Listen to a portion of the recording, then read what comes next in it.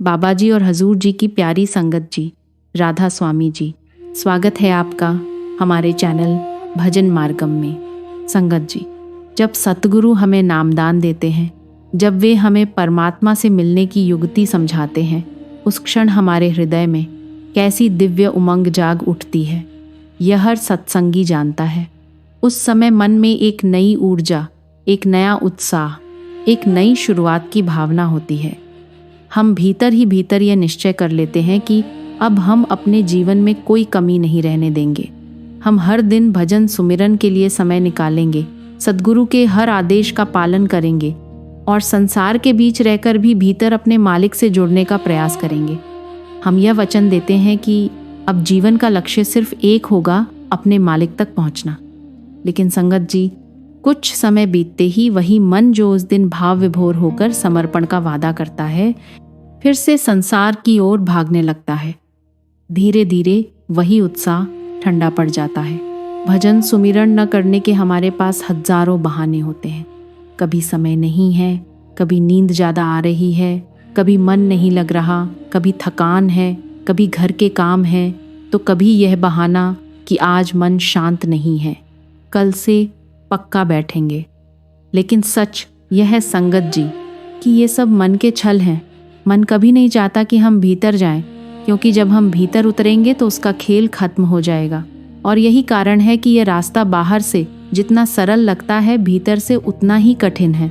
यह मार्ग मेहनत मांगता है, समर्पण चाहता है और सबसे बढ़कर पूर्ण श्रद्धा की अपेक्षा रखता है। सतगुरु तो हमें रास्ता दिखा देते हैं, नामदान के रूप में हमें वह चाबी दे देते हैं जिससे द्वार खुल सकता है, लेकिन ताला खोलने का प्रयास तो हमें ही करना होता है। मालिक की असीम दया है कि उन्होंने हमें एक सच्चे सतगुरु से मिला दिया, जिन्होंने हमें नाम का अमूल्य धन दे दिया। लेकिन अब यह धन हमारे भीतर तभी काम करेगा जब हम उसे जपेंगे, जब हम उसकी प्रैक्टिस करेंगे। यह मार्ग कर्म का मार्ग है। इसमें केवल बातों से नहीं, बैठने से ही प्रगति होती है। जब तक हम ध्यान में बैठेंगे नहीं, अपने मन को बार बार शब्द से नहीं जोड़ेंगे, तब तक आत्मिक उन्नति नहीं होगी। और जब बैठते हैं तब सामने आती हैं वह बाधाएं जो हर साधक के मार्ग में आती हैं। अब संगत जी, सिमरन भजन में सबसे बड़ी बाधा क्या है, इसे समझने के लिए चलिए गुरु घर की पहली पातशाही के वचनों की ओर चलते हैं। घर में घर दिखाई दे सो सतगुरु पूरक सुजान, पंच शब्द धुनकार धुन तहबाजे शब्द निशान। गुरु नानक देव जी यहाँ एक गहरा सत्य प्रकट कर रहे हैं। वे कहते हैं, हमारे घर के भीतर एक और घर है। इसका अर्थ यह है कि यह शरीर एक बाहरी घर है, लेकिन इसके भीतर एक और सूक्ष्म घर है जहाँ परमात्मा विराजमान है। वही सतगुरु है, वही सुजान है, वही हमें सब कुछ दिखाता है। और इस शरीर के भीतर 5 शब्दों की धुन निरंतर बज रही है जो हमें भीतर बुला रही है। जब हम अपनी सूरत को इस दिशा में मोड़ते हैं, तब हमें ज्ञात होता है कि यह जो कुछ भी है, यह सब हमें भीतर की भक्ति की ओर अग्रसर कर रहा है। भक्ति 2 प्रकार की होती है, बाहरी भक्ति और आंतरिक भक्ति। बाहरी भक्ति में हम पूजा पाठ, सेवा, सत्संग आदि करते हैं जो आवश्यक है, लेकिन यह हमें धीरे धीरे भीतर की भक्ति के लिए तैयार करती है। आंतरिक भक्ति तब शुरू होती है जब हम मन को एकाग्र कर सिमरन और भजन में बैठते हैं, जब हम भीतर उस नाद को सुनने का प्रयास करते हैं जो सृष्टि का मूल है। यही वह क्षण होता है जब साधक अपने असली घर की यात्रा आरंभ करता है। अब प्रश्न यह आता है कि इस यात्रा में सबसे बड़ी बाधा क्या है? तो संगत जी, यह समझ लीजिए, सिमरन भजन में सबसे बड़ी बाधा कोई बाहरी नहीं होती। सबसे बड़ी बाधा हमारा खुद का मन है। जब हम सिमरन करते हैं तो मन बार बार बाहर की ओर भागता है। किसी की शक्ल याद आ जाती है, किसी की आवाज़ सुनाई देती है, कोई पुराना दृश्य उभर आता है, कोई काम याद आ जाता है, कोई चिंता घेर लेती है। मन दुनिया के रूप, रस, गंध, शब्द और स्पर्श में उलझा रहता है और भीतर टिक नहीं पाता। यही कारण है कि संत महापुरुष कहते हैं, सिमरन करना सबसे आसान कार्य भी है और सबसे कठिन भी। आसान इसलिए कि इसमें कोई बाहरी साधन नहीं चाहिए, बस आंखें बंद करके नाम का जाप करना है। और कठिन इसलिए कि इसमें मन को साधना पड़ता है, और मन वह घोड़ा है जो वर्षों से संसार के मैदान में दौड़ता आया है, वह अचानक स्थिर नहीं हो सकता।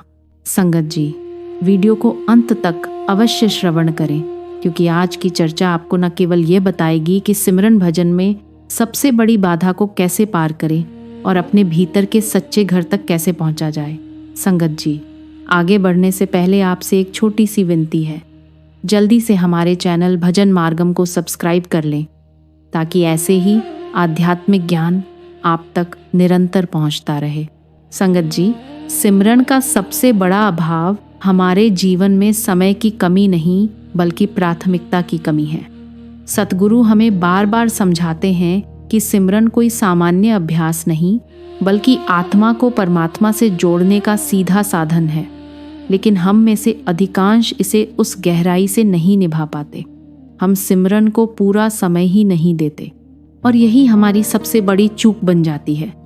बाबा जी बार बार कहते हैं कि सिमरन को कम से कम 2.5 घंटे का समय देना चाहिए, क्योंकि यही वह न्यूनतम अवधि है जिसमें मन धीरे धीरे बाहर की दुनिया से हटकर भीतर की ओर मुड़ना शुरू करता है।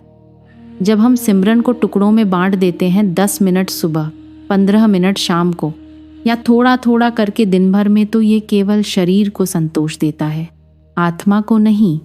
जैसे किसी पौधे को एक एक बूंद पानी देने से वह जीवित नहीं रहता, उसी तरह सिमरन को भी एकाग्रता के साथ एक ही बैठकी में निरंतर करना आवश्यक है। बहुत से लोग तो बैठते ही नहीं, और जो बैठते हैं वे भी अक्सर इस भावना से बैठते हैं कि चलो आज का नियम पूरा कर लें। लेकिन संगत जी, सिमरन कोई कर्तव्य नहीं है जिसे निभाना है, यह तो एक मिलन की तैयारी है, एक ऐसी यात्रा है जिसमें आत्मा अपने घर की ओर लौट रही होती है। इसलिए जब हम बैठें तो ये भावना लेकर बैठें कि अब मैं मालिक से मिलने जा रहा हूँ। उस समय न मन को इधर उधर जाने दें, न शरीर को अस्थिर रखें। आंखें बंद हों, ध्यान नाम पर टिके, और मन पूरी तवज्जो के साथ भीतर की ओर मुड़े। यदि हम टुकड़ों में सिमरन करेंगे तो मन बार बार टूटेगा, ध्यान भटकेगा, और भीतर की स्थिरता कभी विकसित नहीं होगी। थोड़े थोड़े से कुछ नहीं बनेगा, क्योंकि मन को गहराई में जाने के लिए समय चाहिए। पहले कुछ मिनट वह संसार के विचारों में उलझा रहता है, फिर धीरे धीरे सिमरन की धुन में ढलता है, और उसके बाद ही भीतर की यात्रा शुरू होती है। इसलिए यह कहना गलत नहीं होगा कि सच्चा सिमरन पहले 1 घंटे के बाद शुरू होता है। अगर केवल ऐसे ही थोड़े थोड़े बैठने से काम बन जाता तो फिर तो हर कोई संत हो जाता। लेकिन आत्मिक यात्रा कोई सतही साधना नहीं, यह निरंतर प्रयास, अनुशासन और लगन की साधना है। जैसे लोहे को बार बार आग में डालकर ही सोना बनाया जाता है, वैसे ही आत्मा को भी बार बार ध्यान में बैठाकर ही भीतर की चमक मिलती है। सतगुरु हमें मार्ग दिखा चुके हैं, अब हमें ही अपनी मेहनत से उस पर चलना है। इसलिए संगत जी, जब अगली बार सिमरन के लिए बैठें तो ये सोचकर न बैठें कि कितना समय देना है, बल्कि ये भावना रखें कि जब तक भीतर ठहराव ना आए मैं उठूंगा नहीं। यही दृढ़ता साधक को मंजिल तक पहुंचाती है। संगत जी, बात जितनी सरल लगती है, वास्तव में उतनी ही गहरी है। सिमरन का यह काम हमें एक ही बैठक में पूरी तरह से निपटाना होता है। इसका अर्थ है कि 2.5 घंटे का सिमरन लगातार करना, और उस दौरान ध्यान को हर तरह के विचलन से बचाना। लेकिन जब हम बैठते हैं तो हमारा मन बार बार बाहर की दुनिया की ओर भागने लगता है। किसी की याद आती है, कोई चिंता उठती है, कोई दृश्य ध्यान में उभर आता है। इसे रोकना हमारे हाथ में है। हम मन को तभी स्थिर कर सकते हैं जब उसे समझाएं कि दुनिया के सारे पदार्थ, दुनिया की सारी शक्लें क्षणिक और लाफानी हैं, जबकि जो शब्द है, जो शाबत की धुन है, वही स्थायी है, वही असली भक्ति है, वही सच्चा प्यार है। यही वह धुन है जिसमें आत्मा अपने मालिक से जुड़ सकती है। इसलिए हमें अपने मन को चैनलाइज करते हुए धीरे धीरे अपने विचारों को बाहर की ओर से भीतर की ओर मोड़ना है, और सतत सतगुरु के नाम और परमात्मा के स्वरूप में डुबाना है। लेकिन केवल मन को रोकना ही पर्याप्त नहीं है संगत जी। सिमरन करते समय हमारी दूसरी बड़ी भूल होती है, हमारा शरीर स्थिर नहीं रहता। साधना के समय हम बार बार आसन बदलते हैं, कभी आगे झुकते हैं, कभी पीछे टिकते हैं, कभी पैरों की स्थिति बदलते हैं। कुछ देर बाद कमर दर्द करती है, आंखें बंद होते ही नींद घेर लेती है और ऐसा होता है कि सिमरन भी पूरी तवज्जो के साथ नहीं हो पाता।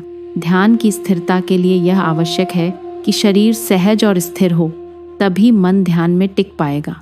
देखिए संगत जी, हम दुनियावी काम काज में लाखों रुपए खर्च करते हैं आराम और सुख सुविधाओं के लिए, लेकिन वही ध्यान, वही सिमरन करने के लिए हम सही आसन नहीं अपनाते।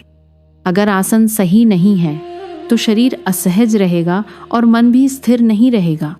इसीलिए आसन ऐसा होना चाहिए जिस पर बैठकर शरीर बिना किसी दर्द या असुविधा के सहज रहे और मन सिमरन में पूरी तरह टिक सके। आसन केवल फर्नीचर नहीं, यह साधना का माध्यम है। यह साधक और उसके अनुभव के बीच का सेतु है। जब मन और शरीर दोनों स्थिर हों, तभी शब्द की धुन में घुलना संभव होता है, तभी सच्चा अनुभव मिलता है। इसलिए संगत जी, सिमरन के दौरान 2 बातें सबसे महत्वपूर्ण हैं। पहला, एक ही बैठक में पूरा समय देना और दूसरा, अपने शरीर को स्थिर रखना। इन 2 मूलभूत बातों का पालन करने से ही साधना में गहराई आती है, मन भीतर की ओर मुड़ता है और सतगुरु का स्वरूप हमारे भीतर प्रकट होने लगता है। यही साधना की सच्ची कला है। संगत जी, सिमरन का सही ढंग से होना बिल्कुल अनिवार्य है, क्योंकि जब सिमरन सही तरीके से पकता है तभी वह भजन में सच्ची तरक्की और रस लाता है। इसे ऐसे समझिए जैसे कोई सब्जी जब पूरी तरह पक जाती है तब उसका स्वाद और खुशबू बाहर आती है, हर बाइट में संतोष और आनंद मिलता है। लेकिन अगर वही सब्जी आधी अधूरी पकाई जाए तो उसका स्वाद फीका रह जाता है, मन को संतुष्टि नहीं मिलती। उसी प्रकार आधा अधूरा सिमरन भजन में कोई स्वाद या आनंद नहीं दे पाता। भजन का रस तभी महसूस होता है जब सिमरन पूरे मन, पूरे ध्यान और पूरे समय के साथ किया गया हो। जब साधक सिमरन में पूरी तवज्जो के साथ बैठता है, मन स्थिर होता है, शरीर शांत और सहज रहता है, तभी भजन में वह मिठास, वह लज्जत और वह दिव्य आनंद बरसने लगता है जो साधक को भीतर से परमात्मा से जोड़ता है। संतजन इसी कारण कहते हैं कि पहले सिमरन को पकाओ, उसे गहराई से करो, अपने मन को स्थिर करो, शरीर को शांत रखो। जब भीतर शब्द की धुन सुनाई देने लगे तभी समझना कि आंतरिक द्वार खुलने को है और यही आंतरिक भक्ति का वास्तविक आरंभ है। यह वह सच्चा सफर है जिसमें साधक धीरे धीरे अपने भीतर के परमात्मा से जुड़ता है। लेकिन संगत जी, अगर सिमरन करते समय हमारा ध्यान बार बार दुनिया की शक्लों और पदार्थों की ओर भागता रहे, बार बार आसन बदलते रहें, कमर झुकती रहे, गर्दन आगे झुकती रहे, तो भजन में भी वही उलझने और बेचैनी दिखाई देंगी। हम बैठते ही पहले कहते हैं कमर में दर्द हो रहा है, पैरों में झनझनाहट है। थोड़ी ही देर में पैरों की पिंडलियां भारी लगने लगती हैं और साधक उठ जाता है या करवट बदल लेता है। ऐसे में भजन भी पूर्ण आनंद नहीं दे पाता। जब सिमरन पका हुआ होता है तो ध्यान स्थिर होता है, मन भीतर की ओर केंद्रित होता है और शरीर सहज रहता है। तब भजन में उतरना आसान हो जाता है, जैसे शांत और ठहरे हुए पानी में अपना अक्स बिल्कुल साफ दिखाई देता है। इसी तरह पके हुए सिमरन में साधक का मन स्थिर होकर भजन के रस में पूरी तरह डूब सकता है। इसीलिए संगत जी, यह कहना बिल्कुल सही होगा कि सच्चा भजन वही है जिसमें सिमरन पक चुका हो, मन स्थिर हो और शरीर शांत हो। तभी अंदर की यात्रा सफल और अनुभवपूर्ण हो पाता है। संगत जी, जैसे ही हम भजन में बैठते हैं, मन में तरह तरह के सवाल उठने लगते हैं और यही हमारी सबसे बड़ी बाधा बन जाती है। शब्द की धुन कहाँ से सुनाई देगी? क्या सीधे कान सुन पाएंगे या कभी इधर से कभी उधर से? कितना समय बीत गया, अभी तक कोई प्रकाश नहीं दिखा, कोई धुन नहीं सुनाई दी। ऐसे संकल्प विकल्पों में फांसकर हमारा ध्यान पूरी तरह स्थिर नहीं रह पाता। हम खुद को बार बार उलझनों में डालते हैं और फिर ये कहते हैं कि अरे, मैंने तो भजन किया पर कुछ भी अनुभव नहीं हुआ। संगत जी, जरा विचार कीजिए, जब सिमरन पका ही नहीं, जब हमने 2.5 घंटे या पूरा समय मन, शरीर और ध्यान के साथ नहीं बैठाया, तो शब्द की धुन, प्रकाश या सूरत ऊपर कैसे दिखेगी? परमात्मा की शक्ति शरीर के किसी भी हिस्से में प्रकट हो सकती है, कानों में, हृदय में, मन में या भीतर की गहन स्थली में लेकिन हम अपने संकल्पों और भ्रमों में फंसकर खुद को ही धोखा देते हैं। हम यह मान बैठते हैं कि अभी तक कुछ नहीं हुआ, जबकि असल में हमने अपने आप को सही ढंग से सिमरन का अवसर ही नहीं दिया। इसलिए संगत जी, सबसे पहले हमें यह ईमानदारी से देखना होगा कि क्या हम सिमरन को पूरा समय दे रहे हैं। क्या बैठते ही ध्यान और मन पूरी तरह भीतर टिक रहे हैं या बार बार विचलित हो रहे हैं। यही कारण है कि संतजन कहते हैं, भजन सिमरन में सबसे बड़ी बाधा हमारा खुद का मन है। यही मन संकल्प विकल्प उत्पन्न करता है, यही मन उलझने बनाता है, यही हमें भीतर की स्थिरता से दूर करता है। जब तक हम मन को समझकर अपने भीतर के शोर को शांत करके संकल्प विकल्प से ऊपर उठकर बैठे नहीं, तब तक शब्द की धुन, सूरत का प्रकाश और भजन का रस हमें अनुभव नहीं होगा। संगत जी, इसलिए सबसे पहला कदम यह है कि अपने मन की ईमानदारी से परीक्षा लें और खुद से पूछें, क्या मैं सिमरन में पूरी तवज्जो दे रहा हूँ या अपने मन के बहकावे में फंस रहा हूँ। यही समझना ही साधना की दिशा में पहला और सबसे महत्वपूर्ण कदम है। संगत जी, साधना का मार्ग जितना सरल लगता है उतना ही गहरा और अनुशासन मांगने वाला है। इसलिए हमें अपने मन का सामना पूरी निडरता और साहस के साथ करना होगा। जब हम बैठें तो यह सुनिश्चित करें कि आसन स्थिर और सहज हो, शरीर में किसी प्रकार की असुविधा न हो, ताकि मन पूरी तरह भीतर टिक सके। अगर पूरा समय नहीं मिल रहा है तो रात को समय पर सोने का प्रबंध करें, ताकि सुबह का समय सिमरन के लिए सुनिश्चित हो। याद रखिए, जब सिमरन को एक ही बैठक में पूरी सतर्कता और समर्पण के साथ किया जाएगा, तभी भजन भी सहजता से अनुभव होने लगेगा। संगत जी, सिमरन का यह नियम है कि आलस्य को पूरी तरह छोड़ना होगा। यह केवल तभी संभव है जब मन में मालिक के प्रति सच्चा प्रेम और लगाव हो। साधक को केवल जुबान से नाम जपने की बजाय नाम को अपने अंतःकरण और आत्मा के साथ जोड़ना चाहिए। बहुत से लोग माला फेरते हैं, पर उनके भीतर वही गहराई नहीं होती। नाम केवल शब्द बनकर रह जाता है। नाम को आत्मा के साथ जोड़ने का अर्थ है कि प्रत्येक जाप बिना किसी रुकावट और गैप के निरंतर बहते हुए जल की तरह सांसों के साथ जुड़े और अंदर तक उतरें। जैसे हवाएं कभी थमती नहीं, झरने निरंतर बहते हैं, उसी प्रकार सिमरन का प्रवाह भी निरंतर, सहज और मधुर होना चाहिए। इसे जबरदस्ती या अधीरता में नहीं करना है, बल्कि प्रेम और समर्पण के साथ हर सांस के साथ नाम को आत्मा में प्रवाहित करना है। यही वह तरीका है जिससे साधक अपने भीतर शांति, स्थिरता और भजन का रस अनुभव कर पाता है। जब नाम आत्मा के साथ पूरी तरह जुड़ जाता है, तभी मन शांत होता है, शरीर सहज रहता है और भजन में वह मिठास और आनंद अपने आप बरसने लगता है। संगत जी, साधना का यह नियम अत्यंत सरल और स्पष्ट है। जब सिमरन करते समय मन में विचार आए तो उन्हें आने दो और जाने दो। उनका पीछा करने की आवश्यकता नहीं है, क्योंकि जितना हम उनका पीछा करेंगे उतना ही मन भ्रमित होगा। बार बार गुरु के रूप की कल्पना करना भी आवश्यक नहीं है। अधिक कल्पना करने से केवल सिर पर बोझ सा बन जाता है। दर्शन देना तो उनका काम है, हमारा काम है बैठना, अपनी साधना और कर्म पर फोकस रखना। यदि सतगुरु की दया होगी, उनकी मेहरबानी होगी, तो अवश्य ही दर्शन देंगे। साधना में भावनाओं का उपयोग अत्यंत महत्वपूर्ण है। इसमें प्रेम और समर्पण होना चाहिए। मालिक के दरबार में केवल भावनाओं की ही कद्र है। ज्ञान, बुद्धि या अन्य चीजें कुछ नहीं कर पाती। हम अक्सर सोचते हैं कि दुनिया मददगार है, लेकिन सच तो ये है कि दुनियादारी कभी भी हमारी मदद नहीं कर सकती। हमारा असली और सच्चा मददगार केवल कुल मालिक परम पिता परमात्मा ही है। इसलिए जब हम एक बैठक में ध्यान के लिए बैठें तो पूरी मुस्तैदी, नम्रता और समर्पण के साथ बैठें। जीते जी अपने तन, मन और प्राणों से स्वयं को नाम के सुपुर्द करना ही सच्ची साधना है। तभी भीतर जागरण होता है, तभी सिमरन और भजन फलित होते हैं।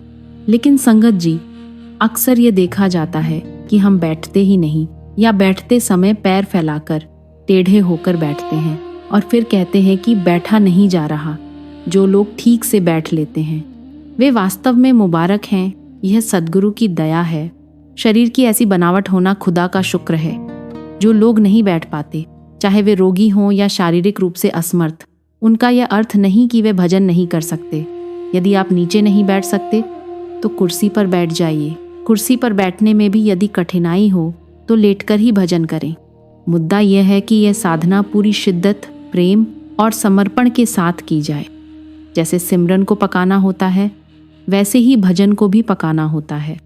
जब ध्यान पकता है, जब मन स्थिर होता है और शरीर सहज रहता है, तभी भीतर शब्द की धुन सुनाई देती है। यही वह अवस्था है जब साधक भीतर गहराई से जुड़ता है, जब भजन का रस, मिठास और आनंद अपने आप बहने लगता है। इसीलिए संगत जी, बैठने का सही तरीका, समय का पूरा उपयोग, समर्पण और मन की स्थिरता, यही 4 स्तंभ हैं जो सच्चे सिमरन और भजन की सफलता सुनिश्चित करते हैं। संगत जी, साधना और भजन सिमरन का अनुभव जितना अद्भुत है, उतना ही सूक्ष्म और संवेदनशील भी है। शुरुआत में जब हम सिमरन करते हैं तो वह शब्द हल्का सा सुनाई देता है। कभी कभी इतना हल्का कि लगने लगता है जैसे कुछ सुनाई ही नहीं दे रहा। ये इसलिए होता है क्योंकि परमात्मा परखते हैं कि क्या साधक वास्तव में शब्द सुनने के योग्य है या नहीं। साधक जब इस परीक्षा में खड़ा होता है तो शब्द फिर धीरे धीरे लौटकर आता है और इस बार थोड़ा स्पष्ट सुनाई देता है। धीरे धीरे अभ्यास, सतर्कता और प्रेम के साथ बैठने पर वह और भी स्पष्ट होता जाता है और अंततः वह इतनी तीव्र और जीवंत ध्वनि बन जाती है कि रात के सन्नाटे में भी ऐसा लगेगा जैसे कोई बहुत तेज और स्पष्ट आवाज गूंज रही हो। यह अनुभव शरीर के किसी भी हिस्से से हो सकता है, सिर की ओर, हृदय से हाथ पैर की उंगलियों तक, कहीं भी मालिक की महिमा हर रूप में प्रकट होती है। कभी प्रकाश के रूप में, कभी शब्द के रूप में, कभी ध्वनि के रूप में। यह प्रकाश भी अजब, रंग बिरंगा और अनोखा होता है। इसे केवल वह व्यक्ति समझ सकता है जिसने आंतरिक भक्ति में खुद को पूर्णतः समर्पित किया हो। बताने या पढ़ाने से इसे समझा पाना संभव नहीं है। अब जब प्रश्न उठता है कि सिमरन और भजन में सबसे बड़ी बाधा क्या है, तो जवाब सरल है। ये हमारी अपनी ही मानसिक अवस्था है। मन की उलझने, संकल्प विकल्प और अस्थिरता ही सबसे बड़ी बाधा है। लोग अक्सर यह सोचते हैं कि बाहरी भक्ति दिखावा है और हमारी नाम भक्ति उससे ऊंची है, लेकिन सच यह है कि नाम भक्ति कहीं अधिक कठिन है। बाहरी भक्ति में हम मंदिर, गुरुद्वारा या अन्य पवित्र स्थानों पर जाते हैं। वहाँ जो दिखाई देता है या सुनाई देता है, उससे आत्मा थोड़ी देर के लिए शांत और संतुष्ट हो जाती है, लेकिन इसका पालन न करने पर फिर दुख लौट आता है। यह कहना गलत नहीं कि बाहरी भक्ति बुरी है, लेकिन उसका पालन न करना दुहक देता है। वहीं आंतरिक भक्ति में हर समय अपने आप को पवित्र और स्वच्छ रखना पड़ता है, विचारों में, आत्मा में, सिमरन में और गुरु के सूक्ष्म शरीर में। याद रखिए, एक परमात्मा बाहर है और एक हमारे अंदर। यह आंतरिक जागरण, यह भीतर का अनुभव केवल सतगुरु के मार्गदर्शन से ही संभव है। स्वामी जी महाराज ने इसे अपने अनुभव से स्पष्ट किया। घर में घर गुरु दिखलावे, धुन शब्द 5 बतलावे। शरीर के भीतर जो यह घर के अंदर घर है, उसे केवल सद्गुरु ही प्रकट कर सकते हैं। जैसे प्रकाश के अनेक रंग होते हैं, वैसे ही भीतर के शब्द और धुन भी 5 प्रकार की होती हैं, लेकिन इन्हें शब्दों में खोलकर समझाना संतमत की मर्यादा के विपरीत है। जो साधक जैसा बैठता है, जैसा समर्पण करता है, वैसा ही अनुभव करता है। उसे वही दृश्य, वही नाद, वही प्रकाश दिखाई देता है। यही आंतरिक भक्ति का रहस्य है। यही सच्चा सफर है जिसमें साधक धीरे धीरे परमात्मा और सतगुरु के प्रति अपने मन, शरीर और आत्मा को पूरी तरह समर्पित करता है। संगत जी, साधना और भजन सिमरन की राह में बहुत सी बाधाएं आती हैं। कभी मन की, कभी शरीर की, कभी समय की, कभी परिस्थितियों की, लेकिन यह सभी बाधाएं जीवन का हिस्सा हैं और इन्हें देखकर घबराने की आवश्यकता नहीं है। जब से यह सृष्टि बनी है, तब से सुख दुख, रोशनी अंधेरा सब साथ साथ हैं। फिर भी जो अपने सद्गुरु से सच्चा प्रेम करते हैं, जो अपने जीवन को सार्थक और उद्देश्यपूर्ण बनाना चाहते हैं, वे इन सब विपरीत परिस्थितियों के बीच भी जागृत रहते हैं। ऐसे साधक सद्गुरु द्वारा दिखाए गए मार्ग पर सजगता और समर्पण के साथ चलते हैं। अन्यथा इस संसार में असंख्य जीव आते और चले जाते रहे हैं और आने वाले भी आएंगे। हमें स्वयं तय करना है कि हम उनमें से कौन बनना चाहते हैं। क्या हम उन्हीं की तरह खाली हाथ लौटेंगे या उन साधकों की तरह होंगे जिन्होंने अपने सच्चे गुरु के प्रति किए गए वचन का पालन करते हुए समर्पण और भक्ति के साथ मुक्त होकर अपने जीवन का उद्देश्य पूर्ण किया। इसलिए संगत जी, सिमरन और भजन में आने वाली हर बाधा को जड़ से उखाड़ फेंकना होगा। सद्गुरु के नाम का सहारा लेकर पूरे विश्वास, पूरे समर्पण और पूरी आस्था के साथ आंतरिक यात्रा पर बढ़ना ही हमारा लक्ष्य होना चाहिए। ध्यान रखें संगत जी, जैसे जैसे हम नियमित रूप से बैठते हैं और अभ्यास करते हैं, हमारा मन धीरे धीरे अपने मार्ग पर आने लगता है। आरंभ में यह भाग सकता है, विचलित हो सकता है, पर निरंतरता और सजगता बनाए रखने पर धीरे धीरे भीतर की स्थिरता आती है और एक दिन वही मन उस शब्द से जुड़ जाएगा जिसकी ओर सतगुरु हमें ले जाना चाहते हैं। इसलिए आज की इस वाणी को केवल सुनने के लिए न लें, बल्कि इसे जीवन में उतारने का प्रयास करें। जो बाधाएं आती हैं उन्हें शत्रु न समझें, बल्कि उन्हें अवसर माने, क्योंकि हर बार जब हम किसी बाधा पर विजय पाते हैं तो हमारी भीतर की शक्ति, धैर्य और भक्ति और भी सशक्त होती है। आज हम यही समझेंगे कि इन बाधाओं से कैसे पार पाया जाए, कैसे आगे बढ़ा जाए और कैसे अपनी आंतरिक चढ़ाई को सशक्त और स्थिर बनाया जाए। यही साधना की वास्तविक कला है, यही सच्ची राह है और यही मार्ग है जो सतगुरु के प्रति सच्चे प्रेम और समर्पण के माध्यम से हमें परमात्मा की अनुभूति तक ले जाता है। संगत जी, अगर इस वीडियो ने आपके हृदय में कोई प्रेरणा जगाई हो, अगर आपके भीतर मालिक से मिलने की कोई तड़प जागी हो, तो कृपया इसे सिर्फ अपने तक सीमित न रखें। इसे अपने प्रियजनों के साथ ज़रूर साझा करें। क्या पता आपका एक छोटा सा शेयर किसी सोई हुई आत्मा को जगा दे या किसी की रुकी हुई आध्यात्मिक यात्रा को आगे बढ़ा दे। और आपसे एक नम्र विनती है, कृपया हमारे चैनल भजन मार्गम को सब्सक्राइब ज़रूर करें। हमारी ये छोटी सी सेवा की कोशिश आपको रोज़ाना प्रेरित करने की, आपको आध्यात्मिक मार्ग पर बनाए रखने की तभी सफल होगी जब आपका साथ मिलेगा। मिलते हैं अगली वीडियो में एक नए आध्यात्मिक रहस्य के साथ। राधा स्वामी जी।